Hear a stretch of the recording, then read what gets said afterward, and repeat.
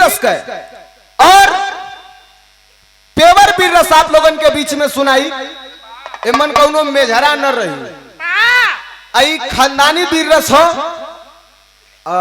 बिरादरी वाली बात है जल्ला। और इतिहास के पन्नों में बताया जाता है मुगल सल्तनत से लेकर के जब भारत में अंग्रेजों का शासन चला करता था, हमारे यादव भाइयों ने बहुत कुर्बानी दिया, लेकिन इतिहास के पन्नों में उनके कुर्बानी को दबा दिया गया। एक कहानी मिल गई है, कवि जी लिखलन आवा।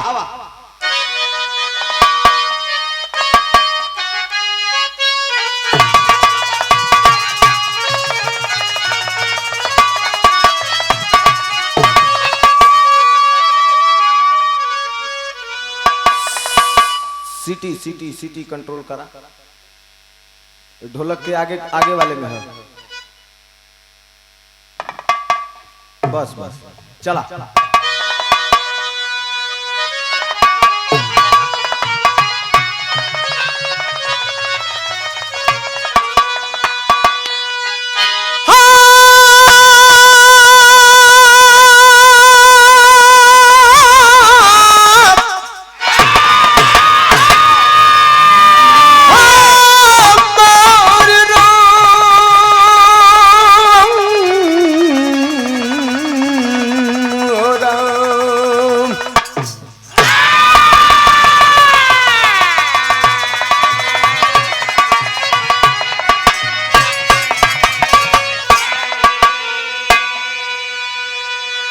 कवि जी गाना के वीर भाव में लिखत हुआ कैसे?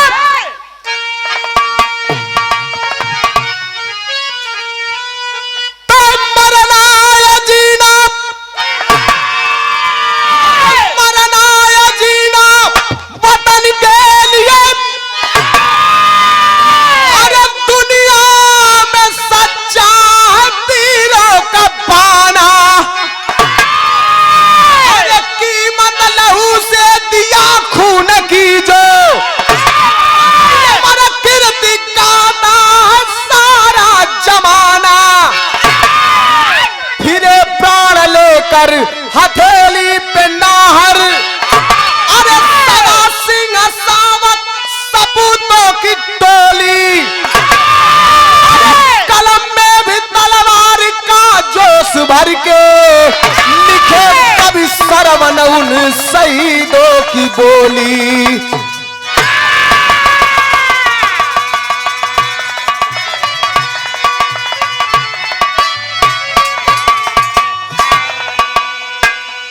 ऐसे महन का आदत है उछड़ कूद के आगे पीछे होके गावे का, अभी बड़ा डिस्टर्ब कर रहे थे। जब तैसे भुला जाते या तैसे आवत थी तो लग जाते एड़ी में घाव, फिर याद आवत है तो खड़ा हो जाते। ए भैया, मरना या जीना वतन के लिए, दुनिया में सच्चा है वीरों का बाना। ई देश अंग्रेजन के गिरफ्त में रहल, धरती माई गुलामी में कराहत रली, कोई आवे हमके आजाद करावे। अंग्रेजन का इतना अत्याचार, इतना अत्याचार, इतना अत्याचार, छोटा छोटा दूध मुहा बच्चा के आकाश में उड़ा करके तलवार के नोक पे लोक लिया जाता था। सरेआम माता बहन के इज्जत नीलाम के ले, इतना अत्याचार रहल। एक कहानी मिल गई, एक लाइन गीत है, सुना उधर से आप लोगन सुनबे कैला। काबे में तेरा जलवा, काशी में नजारा है। ये तो गुरुजी का गुरुजी गावे। गीत के गौले रहलन बनारस रामनगर का कौवाल रहलन चांद पुतली, दुई भाई उ लोगन गौले रहलन। लेकिन बिरहा में लेकर के जब एक रामदेव गुरुजी अइलन तो ज्यादा फेमस हो गई उनके मुंह। लेकिन जौने समय गाजीपुर से बनारस में एंट्री मरले रहलन हमरे गुरुजी बिरहा सम्राट विजयलाल यादव जी, दाढ़ी रखले रहलन, बड़ा झूम के एक कव्वाली गावे, बड़ा तहलका मचौले रहल। कैसे?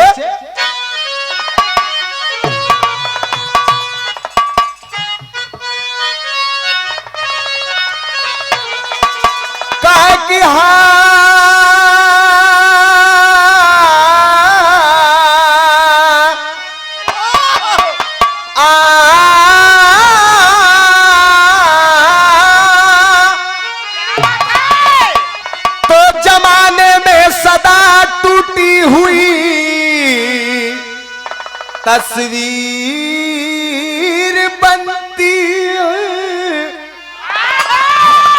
तेरे दरबार में मौला, फूटी तकदीर बनती है। क्या बात है, सुभान अल्लाह। सुभान अल्लाह। बिहनवा कहे ना कोनो मस्जिद है लेता बकरीद बीतल है भाई, हम जाना थी तो जाना थी तो, लेकिन गावे यह कहे कि आफताब मिसालत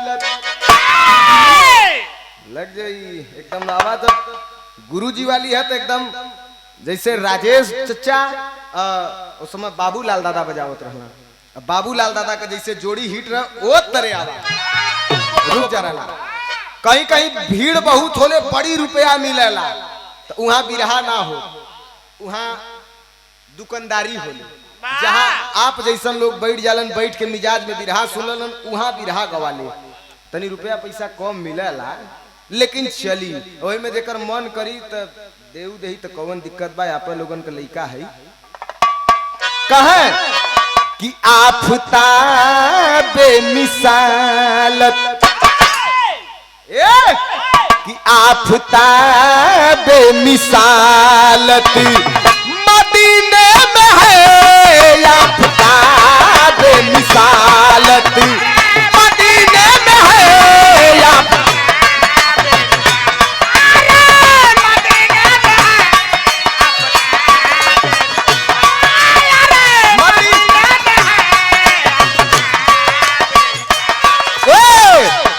आफताबे मिसालत मदीने में है, आफताबे मिसालत मदीने में है, आफताबे मिसालत मदीने में है, आफताबे मिसालत मदीने में है। अरे किरण जगमगाती है अजमेर में, आफताब मिसालत मदीने में है,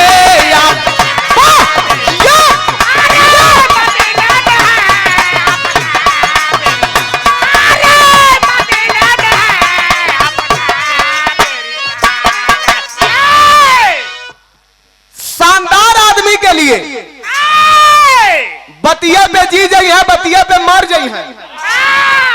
वीर पुरुष एक बार जन्म लेवलन और एक बार मरलन, और कायर बेहया का का ले हुआ वो दिन भर में 25 बेर जन्मल ना 26 बेर मरल, एक बेर बेसी है।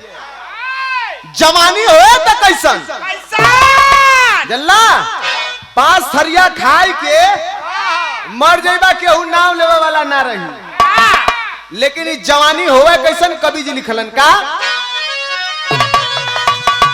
अरे उस जवानी की कोई, अरे उस जवानी की कोई कहानी नहीं, उस जवानी की कोई कहानी नहीं,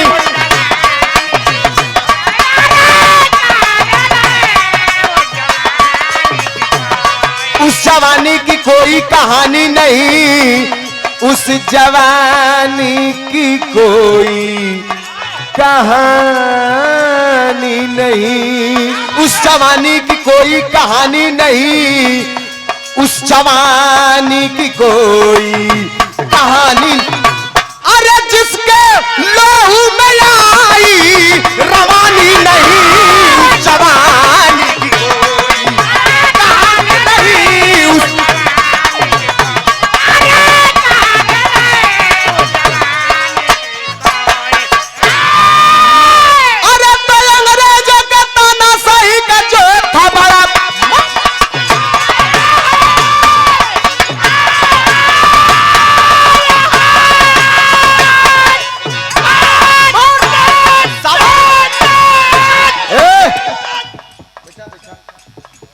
आराम से उनके काहे मारत हुआ,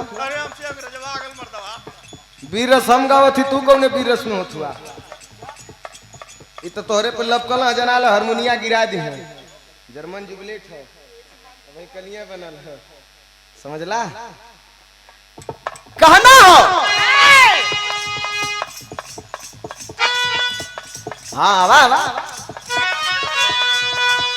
अरे अंग्रेजों का तानाशाही का जोर था बड़ा, जज्बात जलता जुल्म चहुओर था बड़ा, जननी बिलख रही थी जकड़ी जंजीर में, रोने के लिए अस कभी बचाना पीर में। 1897 की गोदली बेला, रखा है कदम हिंद में ब्रिटिश का बघेला, रखा है कदम हिंद में ब्रिटिश का बघेला। आकर के हिंदुस्तान में ऐलान कर दिया, आकर के हिंदुस्तान में ऐलान कर दिया, लड़े जो चाहे कुश्ती को रफ्तान कह दिया, लड़े जो चाहे।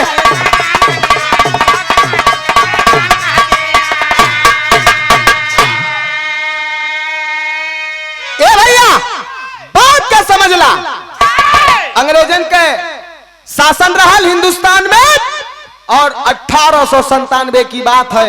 ये नाग पचैया के त्योहार नियर आइल रहे, नाग पचैया के त्योहार नियर आइल रहे। पहलवान लोग अपन रियाज बनावत रहल, जल्ला अखाड़े पे चढ़ के, अखाड़े पे चढ़, हम बता दे, अखाड़े पे चढ़ के पहलवान लोग अपन डर बैठकी मारा शुरू कैला, रियाज बनावत होंगे। और वही समय 1897 में अंग्रेजन का एक ठे पहलवान आयल, जेकर नाम रहल गोरा डान। ओकर वजन के तनी रहा 1 कुंटल 20 किलो, यानी छोटकी हाथी। हाँ अब चलल आयल आय के अखाड़े पे ऐलान कैलस, आवाज दिलस कि कोई रियाज नहीं मारेगा, ये अखाड़ा बंद करा दूंगा, यहाँ पर कोई कुश्ती नहीं लड़ेगा, यहाँ पर कोई पहलवान नहीं रहेगा। लेकिन तर्ज हो मोरे नैहर में,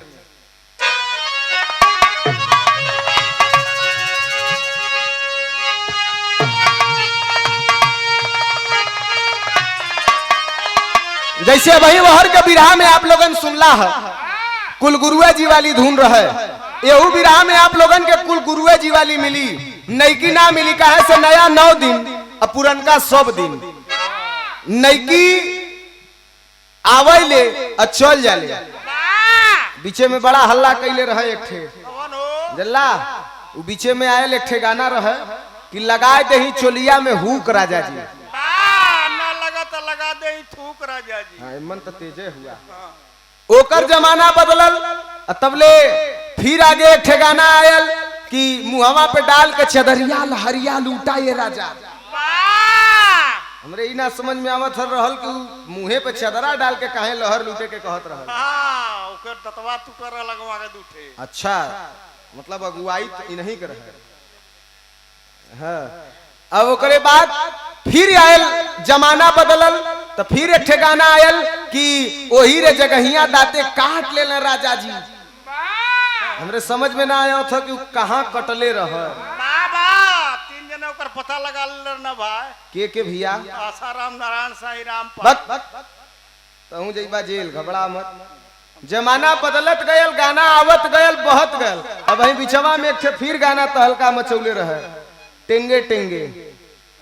एक कलाकार रहना और बिहार और का तोह ना कहत है, उ गौले रहना कि ये भौजी का खा के जन्मौलू लइका, कहला बोलेला खाली टेंगे टेंगे।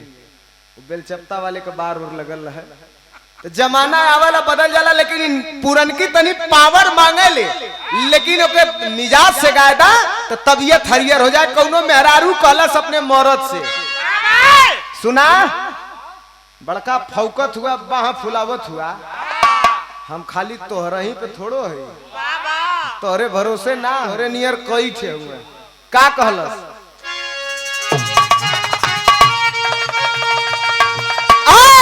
तेरे मोरे नैहर में,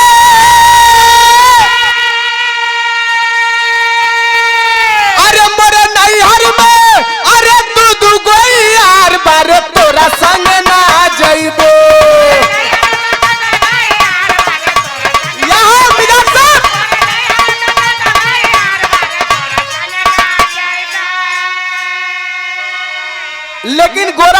अखाड़े पे आया है और ऐलान किया क्या, अरे ताल ठोक ठोक, अरे ताल ठोक ठोक, अरे करला ऐलान, अरे नदान हिंद देशवा में ताल ठोक ठोक।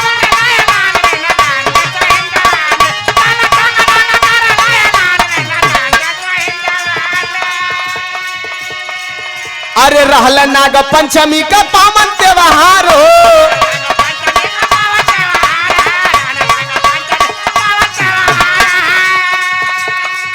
अरे देखा एक दूजे के सब सर झुकाए हो,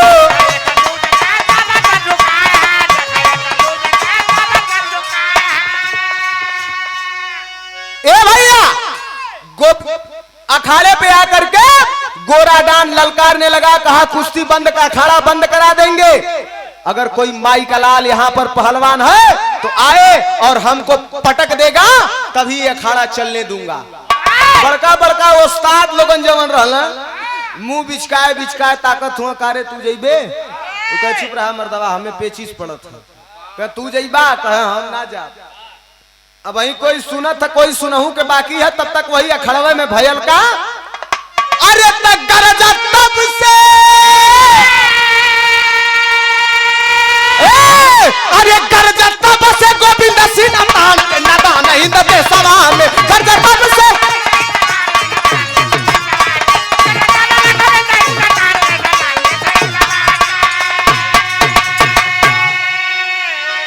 अब वही कोई देखलस कोई देखे के बकिए है, और भीड़ के चीरे देखते नया लड़का अखाड़े का लतमरुआ पहलवान, जल्ला सुधीर भैया लतमरुआ कहीं कहीं काम कर जाला, हम अखाड़े का लतमरुआ है जल्ला, आयल अखाड़े पे चढ़ के हाथ बढ़ा दलस कि हम लड़त तो से।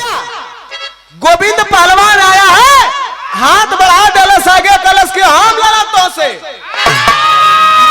बड़का पहलवान कहले कि होइला हमन बैठला है त ले गल हाथ मिलावे, ई का लड़ी रे, कह नहीं लड़ो, कहा कैसे लड़बे, कहा जैसे लड़ल जाला तैसे लड़ब, कहले पटकाई गिला तब, कह पटकाई नहीं पटकब, बड़ा कॉन्फिडेंस में हो, विश्वास हो कि पटकब, और जब हाथ मिला लेलस घर की ओर बढ़े लगल, हाथ मिला के अंग्रेज कहलन हाथ मिला लेला, कुश्ती काल हुई। दूसरे दिन का डेट पड़ गई, घर कोरी जब बढ़ल हो तो ऊ गोविंद का माई बाऊ नहीं रहलन, एक का बहन रहल जेकर नाम बतावल गई गीता। गीता बहन अपने भाई के बड़ा प्यार दुलार देत रहल, बड़ा मानत रहल, और ऊ गर्मी में जवन आटे जुरा बादाम दूध से ओके लवालब सेवन कैले रहे। आयल है घरे, जब घरे आयल है बहनिया देखलस बड़ा खुश कलस कि भैया हाथ मिला के आवत हुआ, कह हाँ, कह जब हाथ मिला के आवत हुआ तो बहनिया का कलश तरज बदल गई,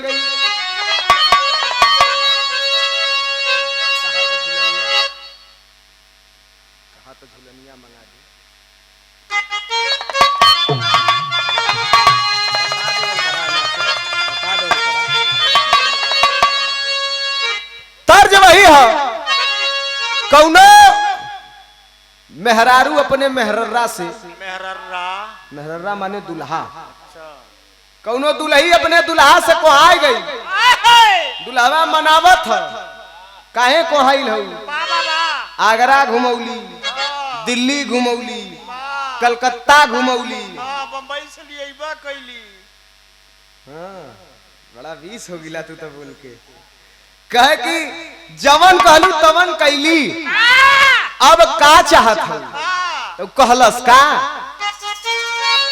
कहे कि कहा तो अरे झूलनिया गढ़ा दी,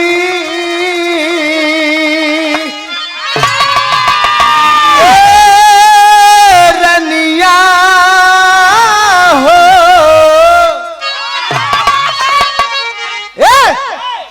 कहा तो झूलनिया गढ़ा दी, अरे गमनऊ के 4 दिन पहले, बहनिया कलश की भैया हाथ मिला क्या हुआ, कहा हाथ मिला के आली, लेकिन उस्ताद लोगन बड़ा गुरेरत रहलन है। का करी? कहे सुना, शेर हुआ जा जैसे हाथ मिला के इला वैसे पटक के आया। एक बात याद रखिया, जवन माई तो के जन्मौली ने माई के दूध के क्रिया हो, जौने माई के गोद में जौने माई अपन सीना चीर के अन्न उपजौलीन उ धरती माई का क्रिया हो। जौने बाप के बूंद से पैदा हुआ उ बाप का तो के क्रिया हो। और कलाई में राखी बांधने वाली तोरे बहन का क्रिया हो। जान चल जाए लेकिन देश का शान न जाए पावे। कोई कुछो कहे कितनो मुंह बनावे। शेर हुआ पटक के आया तब तक कहे कि गीता बहिनी का सुन के बचनिया। अरे तक गीता बहिनी के सुन के बचनिया, जवनिया में जोश भर गईल बा। बचनिया जवनिया में जोश।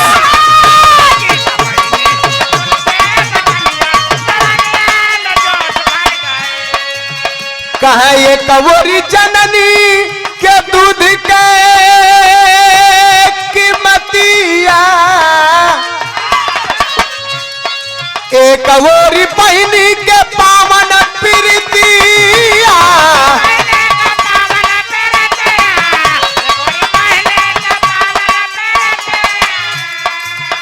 अरे एक कवोरी एक कवोरी एक कवोरी, अरे एक कवोरी दसवा का पनिया, जवनिया में जोश भर गई बा। जवनिया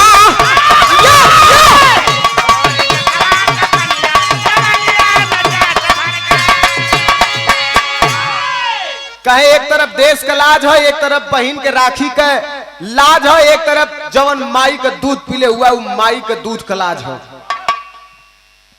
दामन दागदार न होवे, देश का लाज बचाए के यहाँ जब हौसला बढ़ौलस तो जब बढ़ौलस तब गोविंद पहलवान ललकार के खड़ा भल कलश किया। का कलश तेरी में कहना है। आओ जा आओ जा आओ जा।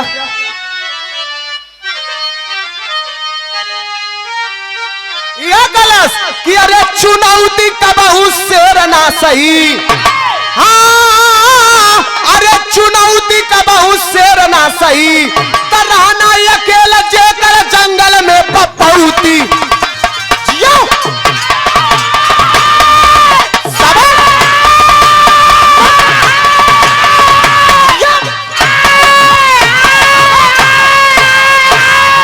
सही है, मार दा भगत मजा ढोलक फूटो कर दिक्कत ना ला। फूटी तो हम नाइट में से तोहरे काट ले, घबराया मत, फोड़ दा तू। हां नाइट न कटवा तो होई कि चमड़ा से मराई। काहे के उनके चमड़ा से मराई? तो हम बकड़ा समझ में आवत है। हैं हां पीटल भी है ला। बहुत तेज आदमी हुए, इनके विषय में बता दी। जैसे तोहरे में हुआ सुधीर भैया ना, बिहाने जाना बनावल तब खालन खियावल न। हमरा उ पार्टी में जाने हुआ जला, उ इतना तेज हुआ, उनकर बाऊ बियाह करो न। जब बियाह शादी करा देला तब घरे में आइल मेहरारू। जब मेहरारू आइल तो संगी दोस्त कहला कि कारे आज तो मजा हो। कह चुप सारे, का मजा है? कह सुहाग रात है। कह रे बाऊ कहले हुआ जाके खरियानी में सुते के खेत अगोरे के है, बुलावत हो लिल्ली गाय खराब कर देते हैं खेती। कह नहीं नहीं जो एक घंटा बदे चल जाए। कह ठीक हो। और गयल घरे में लाइट बुतौलस, मेहरारू बैठल बा, दरवाजा बंद कैलन, लाइट बुतौलन, जाए के मेहरारू के लगे सूत के यही पेटे पे हाथ घुमाए के कहना ये मेरा खेत है, इसमें हम आलू बोएंगे, मन करेगा तो यही में बंडा बो देंगे। ओकरे बाद फिर उठल चल गल खेते। दूसरे दिन फिर आयल, खाए पी के फिर घरे में गयल, दरवाजा के कुंडी बंद कैलस, लाइट बुतौलस, फिर मेहरारू के पेटे पे हाथ धय के कलश किया हा ये मेरा खेत है, इसमें हम नेनुआ बोएंगे, मन करेगा तो यही में कोहड़ा बोएंगे। फिर उठल चल गए। तीसरे दिन जब आयल मेहरुआ किचकिचाइल ह आयल, जब घरे में फिर लाइट बुतौलस, कुंडी लगौलस, मेहरारू के लगे सूत के कलश की आहा, ये मेरा खेत है, इसमें हम सलजम बोएंगे, मन करेगा तो यही में अमरूद बोएंगे। तले मेहरुआ मल्ल दुई झापड़ कल जवन बोए के अजुए बोए दे, नहीं तो हम जाती है के अधिया पे देवे। कहना तो हाई है भैया, एक आध दिन और रोक ले, हम अपन खेत रेहन पे न जाए दे, बचाए ले। तो ऐसा ऐसा आदमी हुआ। अभी हुआ हमारे पार्टी में बहुत तेज तर्राक हुआ, इनकर संगी देखा हुआ, ये बगल में प्रकाश बड़का बाबू दशरथ चा दोनों जाने परम मित्र हुआ। दीने में अगर हमार बिरहा हो जाला तो लोगन का राती का चानी हो जाले। हाँ 8-9 बजे ले खाली हो जाला, साइकिल लिया के बाजारी में दे दी है, वही बाजारी में पैसा का किनी है लोगन 70 वाली 3-4 ठे, एक खेत दरिया तोड़ के मार दी हैं, फिर एक खे आधे डहरी रास्ते में साइकिल पे मार दी हैं। ओकरे बाद आए के नहर पे जब बैठी हैं तो कही है कि कहो मित्र अब तो उतरत है, एक आठे और चढ़ावे के चाहिए। कल हाँ हाँ उतरा, तो नहर पे बैठ के अब ओकरे बाद जो है कि नहर पे बैठ के शीशी तोड़े के कहत हो, तले कल रुका हाउ दुकनिया पे पकौड़ी छना थले ले आई, कहे जा लेके आवा। बढ़ गिला पकौड़ी लेवा, मजे का तनी से लमही रहे, तब ले ही तोड़ के शीशी अब मार दे। जब शीशी मार के वही जाऊं उन्हल गई, मने मुड़ी नीचे हो गल, ही पोर्शन ऊपर। अभी यही पकौड़ी लेके दोना में कलवार मित्र, अरे मित्र ए मित्र, मित्र बोलता ना बड़ा कला मित्र लो। अब उठाए के एक ठे पकौड़ी हर मरचा खाली ऐसे ऐसे कूच के चटनी बनेले, वही मरचा में चौचक लबेर के ओकर रस्सा सा सही सूती पैंट पहनले रहला, यही पे छुआवत सुन लो मित्र मुंह बाव हम डाल रहे हैं लो। अब छुआ दहला उतर रहल, सूती कपड़ा सोख लेलस, लगल पर पराए अंदर ले। मित्र का नशे उखड़ गिल, कहला कि भक्त दवा नहीं कर, ई का कैला है, लिया वा पानी कत्तो से गैला, पानी लिया हुआ, पानी ना मिलल, नशे के धुनकी में डीजल के पानी समझ के लेके चलेगा। आई वो धुनकी में इनकर परपरात रहे, हाली हाली वही में 2 हाली मार देला, अच्छा लगला छटक ई कौन 180 के रफ्तार में घरे भगला जला। ऐसा लोग हुआ। लेकिन ए भैया कहे कि चुनौती का बहुत शेर ना सही, रहना अकेले जेकर जंगल में बपौती, चुनौती का बहुत शेर ना सही। ललकार दहलस और यह रात का समय हो, और वही समय महात्मा गांधी उनके पता चलल कि हमरे भैया सिटी कंट्रोल रहे, पता चलल महात्मा गांधी जी के कि हमरे देश का लाश थाम ले हुआ गोविंद पहलवान एक अदना से लड़का, तो चली तनी से हौसला बढ़ाए दे। गांधी जी चलल हुआ हौसला बढ़ावे के लिए, यहाँ देखा तर्ज है जैसे आज यहाँ पर बिरहा आप लोगन हमन दोनों भाइयन को सुनत हुआ, सुधीर भैया अहम, वही तरह जमाने में आप लोगन के दादा लोगन के जमाने में बिरहा हुआ स्वर्गीय रामदेव गुरु, स्वर्गीय बुल्लू गुरु का भैया ऊपर वाले में सिटी है। तो वो समय जब बिरहा हुआ रामदेव गुरु बुल्लू गुरु का, तो बिरहा बड़ा लड़ाई के हुआ, बिरहा इतना लड़ाई के हुआ कि बात का काट बात, धून का काट धून, टेरी का काट टेरी, अब बिरहा का काट बिरहा से। सुधीर भैया पापा बतावे कि मंच पे लगा कि दोनों जाने जानी दुश्मन हुए, लेकिन मंच के नीचे उतरता है इतना उन लोगन में प्रेम रहे कि रामदेव को बुराई बुल्लू गुरु न सुन पावे, और बुल्लू गुरु को बुराई रामदेव गुरु जी न सुन पावे, मार हो जाए, ई मित्रता रहे। अब खूब पटत हो, फलाना गवैया का लगली हम छुआ करे रे मर्दम के रे बेकार है। तो ओ समय उ लोगन गांव में बुल्लू गुरु बड़ा छुआ के कहे कैसे,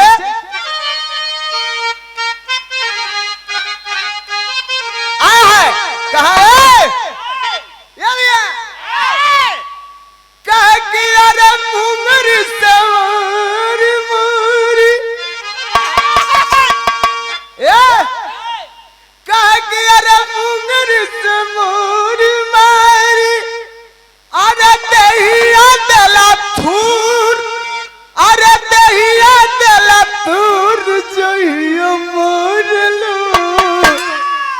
अरे जहिया मोरलू तब माछरी खियावेला जरूर। रामदेव गुरुजी तई से खाली बदला का कहा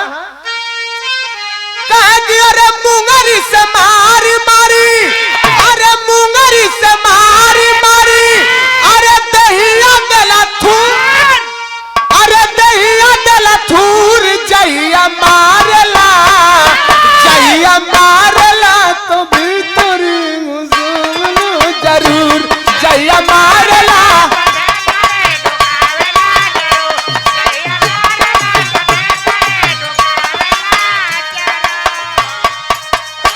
लेकिन भाव महात्मा गांधी जी गोविंद पहलवान के पास में खड़ा होकर समझावत हुए, ए बेटा का कहे, अरे तो गांधी जी गोविंद के,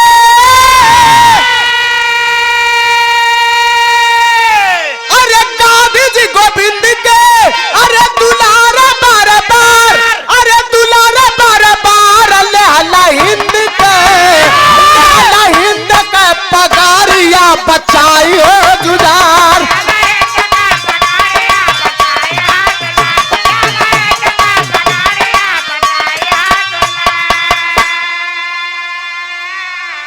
गांधी जी बड़ा दुलार कैलन की बारे बेटा देश का लाज बचा लेला।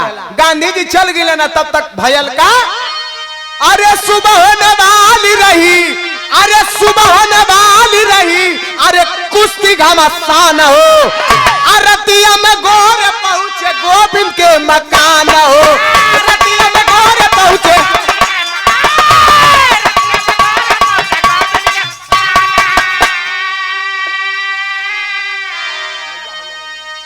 ए भैया सवेरे कुश्ती हो और तब तक गांधी जी के जैते अंग्रेज आ गए। अंग्रेज आए के कहले कि सुनो पटक तो न पैबा जानत है, लेकिन फिर भी तोहरे केहन ऐली है यह कहे बदे कि कुश्ती खा जाना, कुश्ती पटका जइहा, अगर पटक देहला तो तोहरे लाश का पता न चली, अब पटकाए जाइबा तो इतना माल मिली, इतना रुपया मिली कि तोहार कई पीढ़ी बैठ के खाई कौनो गिनती ना हो, इतना माल मिली।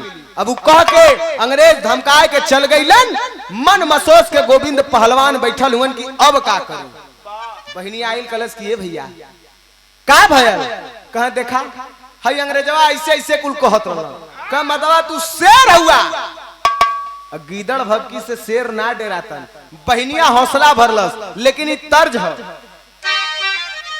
ई तर्ज के मुड़हुआ चंदौली जिला के मुड़हुआ का गायक रहे, मिर्जापुर में होगल, मिर्जापुर के जिला मिर्जापुर में मुड़हुआ गांव का जला का नाम रहे लाल बिहारी मिश्रा, स्वर्गीय लाल बिहारी मिश्रा गुरुजी ई गीत के लेके अइलन और जौने समय गावत रहलन बिरहा में बनारस में अइलन तो उनकर हाथ धरे वाला केहू रहल ना।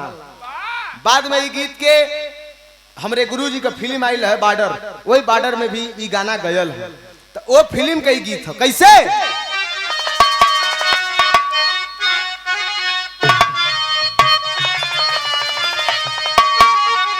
लाल बिहारी मिश्रा गुरुजी का में कहा है कि अरे मैया हो ललनवा देईदा, अरे बहिनी हो बिरनवा देईदा, तदेसवा के खातिर अपने अरे तनवा के गहनवा देईदा,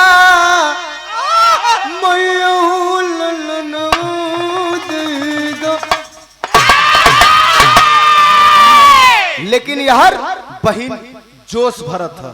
सुना ओरिजिनल हाथ लगा साधु दादा वाली, ठीक है आवा कहे कि अरे बोलल बा जिया, अरे तब बोलल बा बचनिया बिरना, बोलल बा बचनिया बिरना,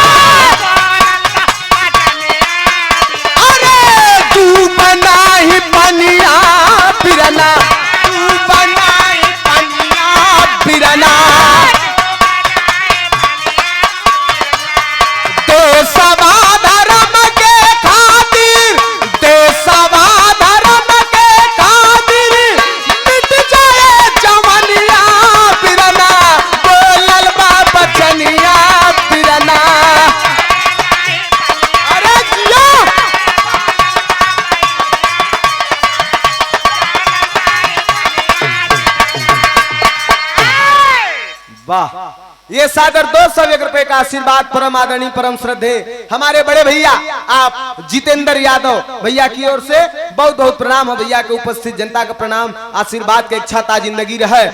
बहनिया कलश की सुना बोलल बा बचनिया बिरना डूबे नहीं पनिया बिरना, देशवा धर्म के खातिर मिट जाए जवनिया बिरना। हौसला भरत का कहलस कहा कि अरे जननी के दूधावा के जननी के दूधावा के लाजिया बचैया बिरना।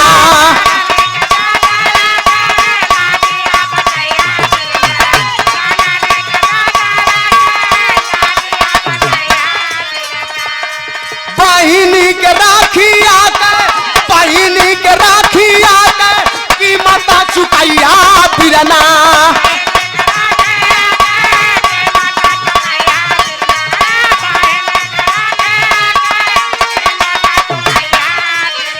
तोड़ी दा गुमान बापी तोड़ी दा गुमान बापी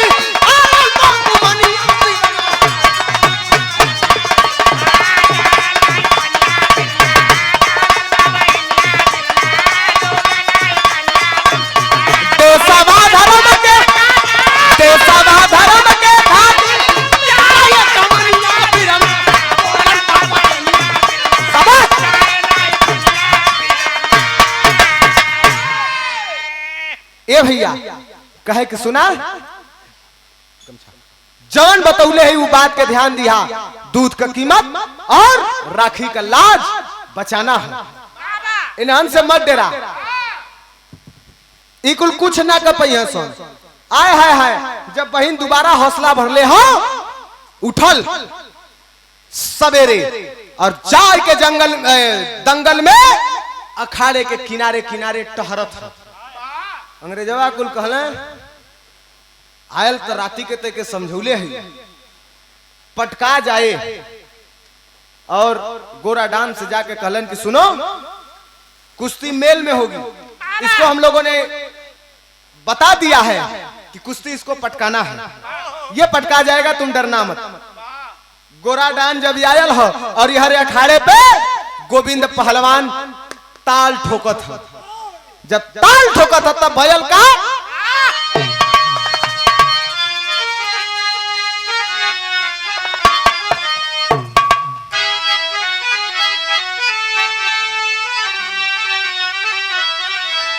कहे कि अरे पादन गोटा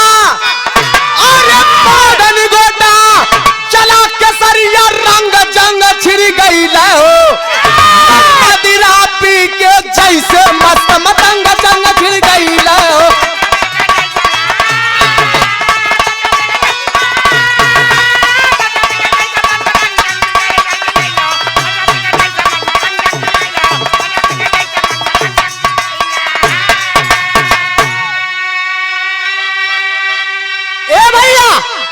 निगोटा पहन के दोनों पहलवान अखाड़े में आए के हाथ मिला लेलन, और जब हाथ मिलौले हुए तब अरे तब ठोक के गर्दन ऊपर फौरन, अरे ठोक के गर्दन ऊपर फौरन कैला तान उतान हो। अच्छे बजरंग बली की बोला गोविंद ललकारी हो।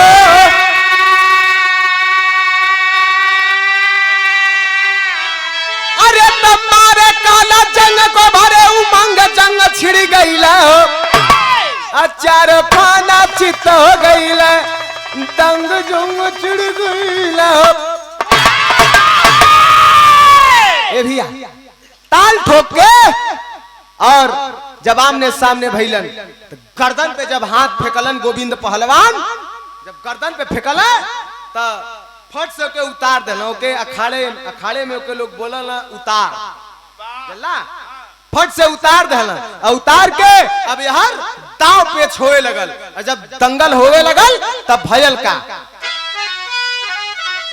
पेवर बीर रस का लाइन हो। जितेंद्र भैया तू बैठल हुआ और आप सब बिरहा को सुने वाला लोग हुआ।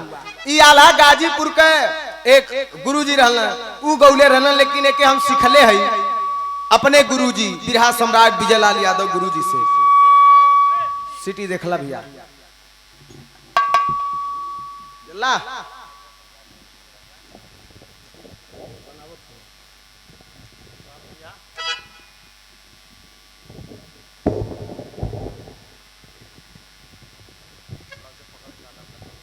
कहे के आगे कला आ है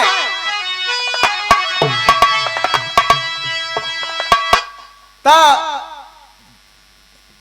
दंगल जब होवे लगल अखाड़े में और जब कुश्ती होवे लगल तो यहाँ से दाव लगावे गोविंद पहलवान तो गोरा डान काटे और गोरा डान जब दाव लगावे तो गोविंद पहलवान काट करे। बड़ा खमच के कुश्ती होता तो खवैयन का भीड़ लगल है। कैसे होता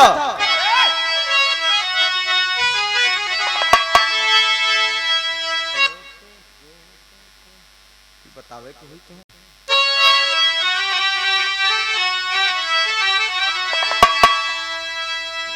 अरे जितेंद्र भैया बैठल हुआ जंगर चोरई करबा लायक थे। हाँ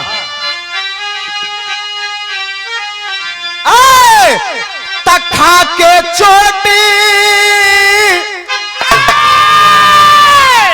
दंगल हो था और यार दाव लगावत हुमन। अब पहलवानन का देखा एक बड़ा पेटेंट दाव होले। जब पहलवानन का पेटेंट दाव होले वो अपन पेटेंट दाव अगर लगा देला तो बच ना सकत केहू और लगा देला गोविंद पहलवान मार देला काला जंग उड़ के आकाश से गिरलन धार से नीचे। गोविंद का गोरा डान जब अंग्रेजी पहलवान गिरल तब भयल का अरे तक खा के चोटी करारी पाजी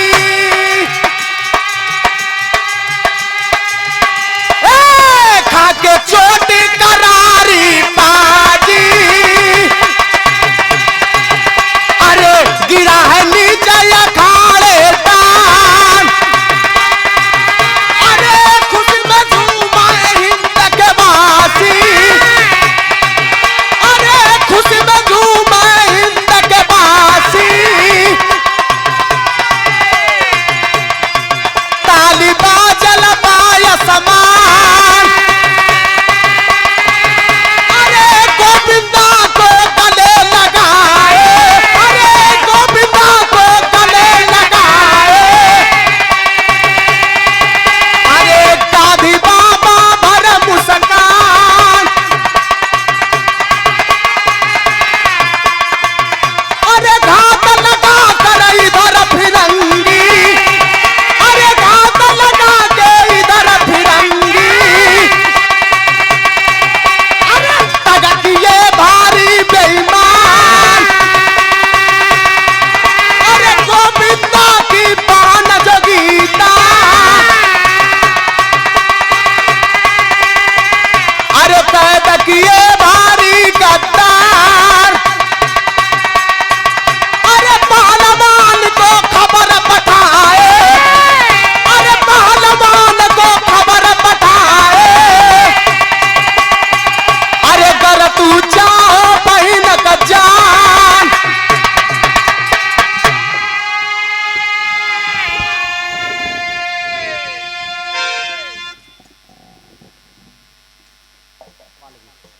ये हमारे आदरणीय तेज बहादुर यादव हमारे गार्जियन हमारे बड़े भैया आपकी ओर से बहुत बहुत प्रणाम हो। उपस्थित जनता का प्रणाम हो। भैया तेज बहादुर भैया आप लोगन का तो आशीर्वाद होता है। माता बहन लोग भी बैठल है। अरे भाई है कोई का भाई है कोई का लड़का है ऐसे ध्यान दे दिहन लोगन तो ठीक है। दू भाई बैठल बाड़ी जा यहाँ। हाँ चाय पियादा हमरे सुधीर भैया के और सुधीर भैया के पियौले के बाद ये देखा हमरे जितना यूट्यूबर भैया लोग बैठल हुआ 5-7 जने इकट्ठे इहो लोगन के दे दा।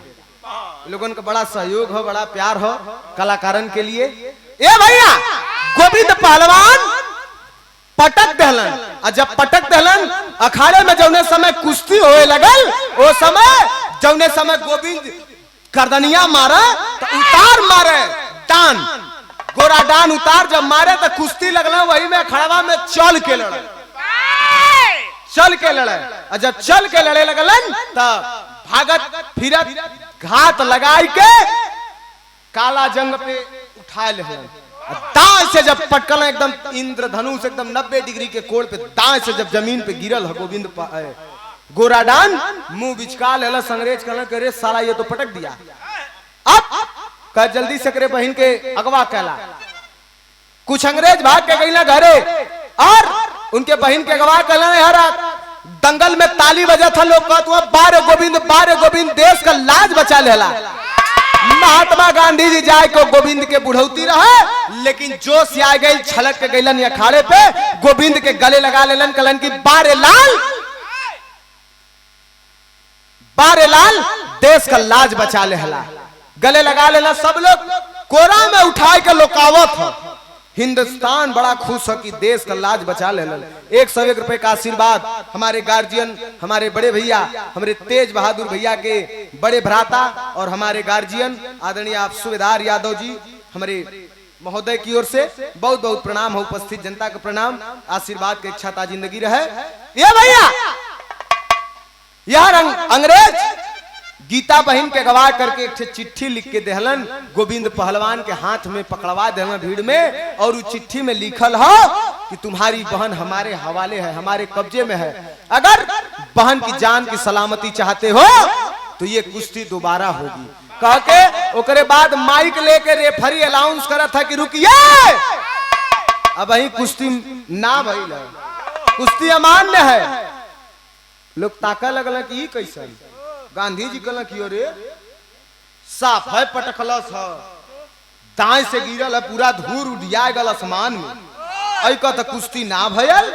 कह कैसे भैया ना भयल? कलन की ना हमारा पहलवान तैयार नहीं था और आपका पहलवान पटक दिया, कुश्ती नहीं मानी जाएगी, कुश्ती दोबारा होगी, कुश्ती दोबारा होगी। गोविंद पहलवान कहले कि 2 घंटा का समय हमें दे दा। ओकरे बाद अंग्रेज कहना एकदम 2 घंटा का समय लेला, ओकरे बाद कुश्ती लड़ा। लेकिन याद रखिया तोहार बहन हमन के कब्जे में है, अगर दोबारा पटक दिए तो तुम्हारी बहन की इतना टुकड़ा हुई कि गिने बदे 2-4 पीढ़ी भी रही तो कम हो जाएगी। समझला, बहुत दुर्दशा हुई उनकर। अगर अपने बहन का जान बचावल चाहत हुआ तो एदा पारी कुश्ती पटकाए जी है। वही अखाड़े के किनारे बैठल मन महसूस के कि का करी सोचा था, तब तक भयल का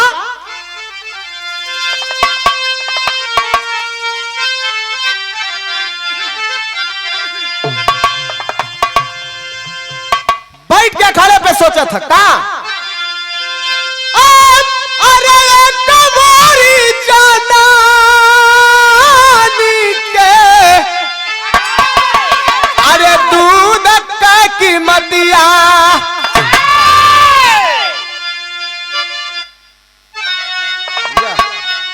आए, अरे ये कवरी बहनी के राखिया के मान,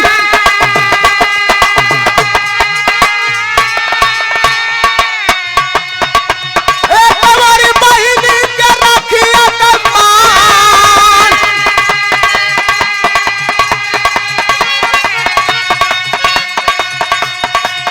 अरे बचपन में माई बाबू साथ छोड़ी दे आना,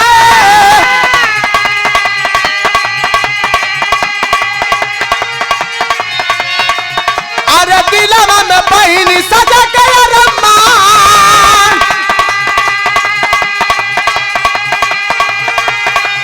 अरे भरी भर कटरा बहनी दूधवा पियावाली,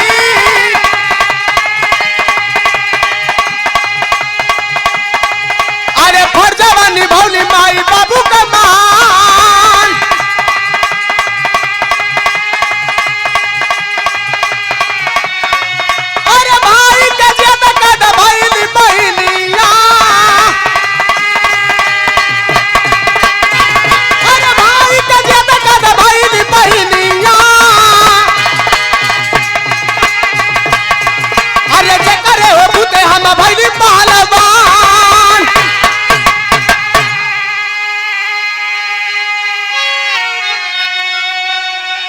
बैठ के सोचा था कि एक तरफ देश का लाज हो।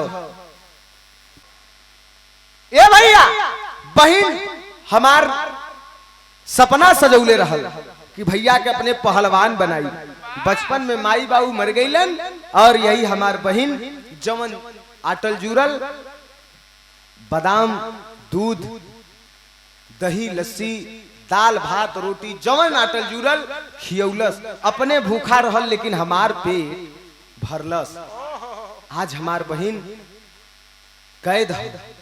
अंग्रेज कहत हुन कि पटका जीवा तब तोहरे बहन का जान बची। अच्छा तो अगर पटकात हई तो हमरे देश का शान चल जाई, बहन का जान बच जाई। अगर पटकत हई तो बहन का जान चल जाई, देश का शान रह जाई। का करी का न करी ई देश का भी कर्जा हमरे कपारे हो। जौन माई का दूध पियले है वो माई के दूध का क्रिया बहन दिले हो। का करी का न करी सोचत हुन तब तक एक खेलई का भागत भागत गोविंद भैया हई थनवा कोरी से एक ठे आदमी आयल है और कहल सकी हई चिट्ठिया गोविंद के दे दा। हई चिट्ठी आपके हवाले करत थी। गोविंद पहलवान वो चिट्ठी लेहलन हाथ में तो वो चिट्ठी किसी और का नहीं, वह चिट्ठी गोविंद पहलवान की बहन गीता का रहल। जब गीता को चिट्ठी खोल के गोविंद पहलवान पढ़े लगलन तो वो चिट्ठी में लिखल का है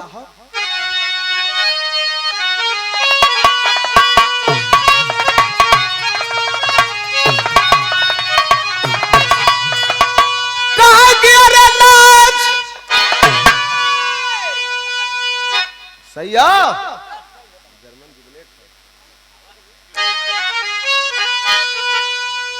दंगली बिरहा तो हो नहीं सुधीरे भैया से हो। मान ला आवाज आवाज फिसली तो उनके हम बिहाने मना ले वो कोई से कहिया ना जला बेइज्जती न हुई, बात कुल पर्दे में दब जाई। तू एक आठे और बढ़ावा।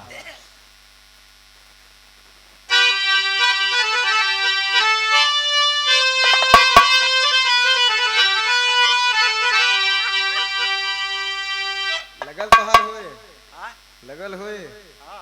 अरे ई देखा दूध पिहिला बादाम खाइला ओकरे बाद 3 ठे लइका हुआ मेहरारू हैं दिने में बरसल है 60 साल के बाद हगू नहीं जाई हैं।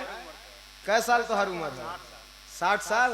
60 साल उम्र ये हमार न चली 50-55 आजकल भैया कोनो जिंदगी का ठिकाना है।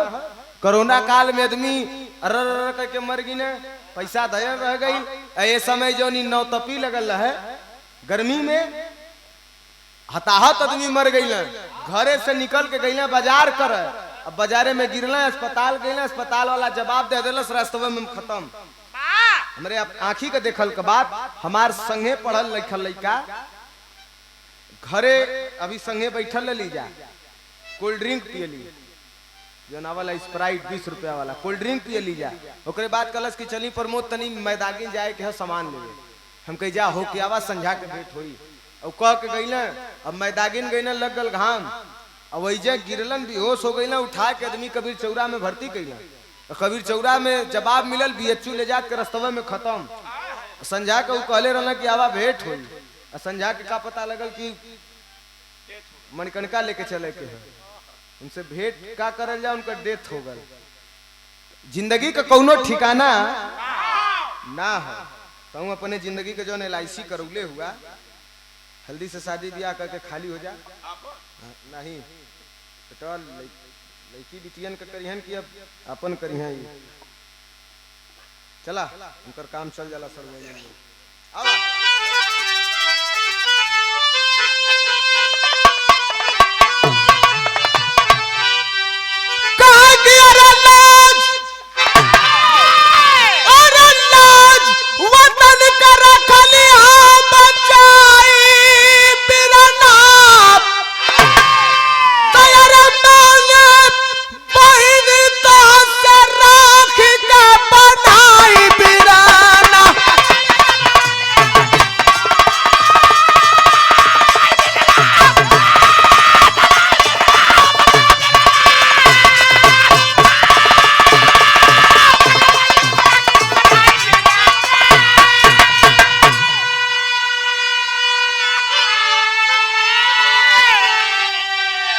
लिखल रहा चिट्ठी में ए भैया लाज वतन का रख लिया बचाई बिरना, बहनी मांगा तो से राखी का बनाई बिरना।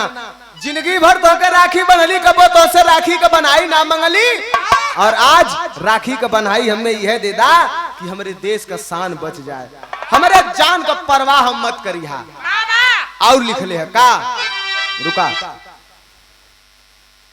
ये परम आदरणीय परम श्रद्धे हम कलाकारों के कदरदान, बिरहा के शुभचिंतक और बिरहा सम्राट श्री काशीनाथ यादव एमएलसी साहब हमारे गुरु तुल्य, और बड़ा प्यार दुलार भी मिलेला। आदरणीय आप उनकर भगीना हुआ, और हमारे बड़े भैया जितेंद्र यादव भैया की ओर से 201 रुपए का आशीर्वाद, बहुत बहुत प्रणाम। बनारस जब गुरु जी के यहाँ आवल, विजयलाल गुरु जी के यहाँ, तो बड़ा कुछ उनसे सीखे के मिलेला। आवा एक और माँ की ममता, एक और पान का अनुराग,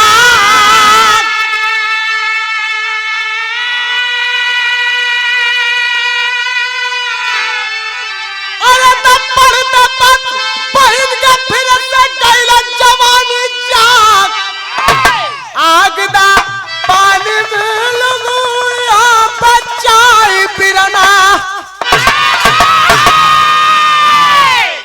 बहनिया का जब चिट्ठिया पढ़लन, फिर से जनाइल उनके देहिया में करंट दौड़ गई 440 वोल्ट पे।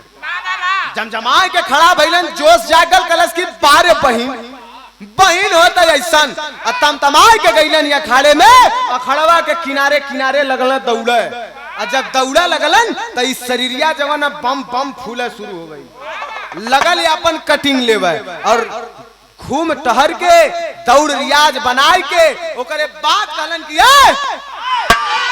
आओ आओ अब तो से लड़ब। अब पैतरा बनाए के गोरा डान हुआ, गोविंद पहलवान हुआ, पैतरा बना ले लोग। अब पैतरा जब बनाए के सामने खड़ा भइलन, तब अरे जय बजरंग बली की बोला, मारा है मुल्तानी,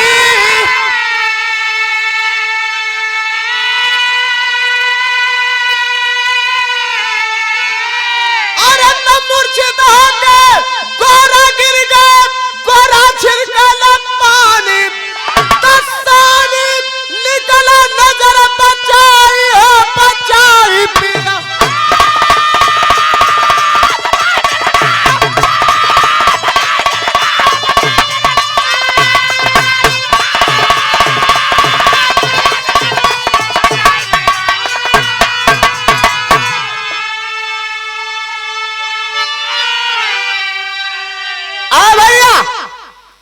खाड़े में पैतरा बना ले, जब यहर से गोरा डान आयल है, आय के जब खड़ा भयल डेराता रहल कि कहीं फिर न खेला करे। सोचत हम मन में गोविंद पहलवान कि एदा पारी इनकर अंगुरी भी अगर धराई तो तुरंत हम खेल जाए, लेकिन आगे पीछे घूमत टहरत और पौला समोका और लेके मुल्तानी दाव पे दाएं से निपट कलस। जब एदा पारी गिरला मुस्कियाए लगल, तनी उठ के जाने नहु के पटकदा मुस्कियातन तनी देखी हम, पटकवा नहीं ढकल दिया तो ना कर लगिया। मुल्तानी दाव पे जब पटकलन है, एदा पारी जब गिरल, मुटका गैड़ा अंग्रेजी पहलवान ते गिरता कहर देहलस। अब बैठ के सीना पे कलश की बोल एदा पारी कुश्ती भइल कि ना, नहीं एदा पारी चाप के मुआई अइया ठेहुना जवन है लगल गोरा डान के यही में धसावे, गोरा डान के जितना उ धसावे तेतना उ चिचियले नियर मुंह बनौले जाए, जनाई की पलई उनकर अब गया। रेफरी देखलस कलस किए के जल्दी हटावा नहीं मुआए देही, कला ऐसे ना हटब, बोला पहले कुश्तिया भइल कि ना, कला रे भाई पहले हटो बताया जा रहा है, कैसे ना हटबा ना करो, जितना कहे उतना इनके चपले जाए, उतना उ दांत एकदम जनाए कि वो मर जाए। तब तक रेफरी कलश की कुश्ती हो गई, भैया तू जीत गईला। तब छलक के आदमी दौड़ के गोविंद पहलवान को उठावल चाहत हुमन और तब तक गोविंद पहलवान उछड़ल हो अखाड़े से और छलक के अखाड़े के बाहर भागल, भीड़ के चीरत भागत भागत गयल भगत सिंह के पास और भगत सिंह के पास जाकर के सारी बात को बताया और भगत सिंह अपने साथियों को लेकर के उसकी बहन की जान की रक्षा किए, उसके बहन को अंग्रेजों के चंगुल से छुड़ा लाए। यह है हमारे देश का इतिहास जो कि इस देश के आन बान शान के खातिर इस देश का बच्चा बच्चा अपने खून के आखिरी बूंद बहाने से भी पीछे नहीं हटता है। ये देश हो, देश आजाद हो गई लेकिन आजादिया आज भी रोज रोज कुर्बानी मांगे ले। कैसे? बॉर्डर पे जो जवान इंडियन आर्मी मुस्तैदी से प्रबल पहरेदारी करते हैं हिंदुस्तान के बॉर्डर पे खड़ा होकर के रात दिन और वो तैनात हैं, तभी वो जाग रहे हैं, बॉर्डर पे जाग रहे हैं, तभी हमारा ये देश आवाम सो रहा है चैन की नींद। जिस दिन इंडियन आर्मी अपना कंधा डाल देगी उस दिन हिंदुस्तान गर्त में चला जाएगा। लेकिन इंडियन आर्मी मुस्तैदी से पहरा देत हुए और बॉर्डर पे जो जवान जाता है कोई मंत्री एमएलए प्रधानमंत्री मुख्यमंत्री का लड़का ना जाला, हमारे ही घरे का तोहरे ही घरे का किसान का बेटवा जाला और जाए के देश के लिए अपने जान का आहुति दे के शान से उनका जब शरीर आवे ले तिरंगा में लपेट के तो माई बाप का सीना फक्र से चौड़ा हो जाला कि हमार बेटा देश के लिए कुर्बानी दे देहलस, ई कोख धन्य हो गई। ये है हमारे देश का इतिहास जहां पे घास की रोटी खाए लेकिन अपने स्वाभिमान को डिगने नहीं दिए राणा प्रताप। यही है हमारे देश की बेटी रानी लक्ष्मीबाई जिन्होंने अपनी जान को देना मंजूरी समझा लेकिन देश के साथ सौदाबाजी नहीं किया। यह हमारा देश, यही से कहल है कि हमारा देश सोने का चिड़िया है। आवा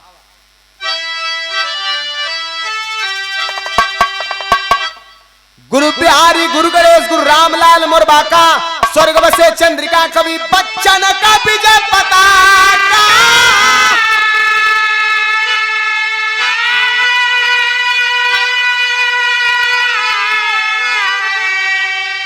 अरे चुनौती का बहुत शेर ना सही, चुनौती का बहुत शेर ना सही, पर मद कभी श्रवण सदगुरु का करम मनौती।